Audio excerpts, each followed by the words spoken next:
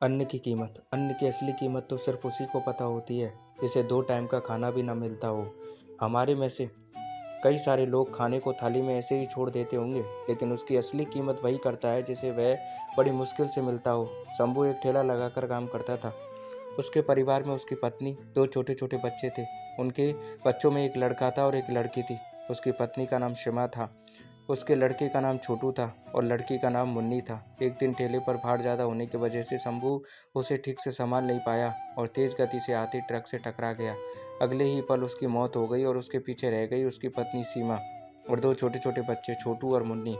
एक तरफ शंभू का अंतिम संस्कार किया जा रहा था और दूसरी तरफ उसके बच्चे भूख की वजह से तड़प-तड़प कर रो रहे थे। बच्चों ने कई दिनों से पेट भर खाना नहीं खाया था। उनके छोटे से बच्चे को रोते हुए देखकर पड़ोसियों को उस पर दया आ गई और पड़ोसियों ने दोनों बच्चों को खाना दिया। बहुत दिनों बाद छोटू और मुन्नी पेट भरकर खाना खा रहे थे। वो दोनों आज बहुत खुश थे। एक तरफ लोग शंभू की मौत पर दुख व्यक्त कर रहे थे, वहीं दूसरी तरफ उसके अपने बच्चे बड़े चाव से भोजन कर रहे थे। सीमा ने अगले दिन कुछ दिनों तक इसी तरह उधार लेकर इधर-उधर से मांगकर अपना और बच्चों का पेट पाला, लेकिन ये सब कितने दिनों तक चलता? कुछ समय के बाद वो लोगों ने मदद करना भी बंद कर दिया। सीमा पागलों की तरह इधर-उधर काम ढूंढती रही। बहुत प्रयास करने के बाद भी उसे काम नहीं मिला। थक हार कर जब सीमा घर लौटी तो बच्चे उम्मीद से उसकी तरफ देखने लगे। छोटू अपनी तुतलाती आवाज़ में बोला, "क्या लाई हो माँ?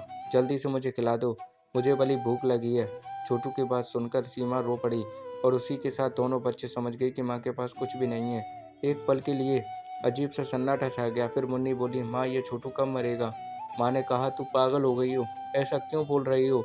माँ ने उसे डांटते हुए कहा। तभी मुन्नी ने कहा, "माँ, जब पापा मरे थे तो उस दिन हम लोगों को पेट भर खाना मिला था। छोटू मरेगा तो फिर खाना आएगा ना?" मुन्नी की बातें सुनकर माँ की आंखें फटी की फटी रह गईं। उसके पास मुन्नी की बात का कोई जवाब नहीं था। ये सिर्फ कहानी ही नहीं, लेकिन ये दुनिया के करोड़ों लोगों की हकीकत है दोस्तों। थोड़ा इस बात पर गौर कीजिए। जिस खाने को हम थाली में ऐसे ही छोड़ देते हैं, उसकी कीमत को समझिए।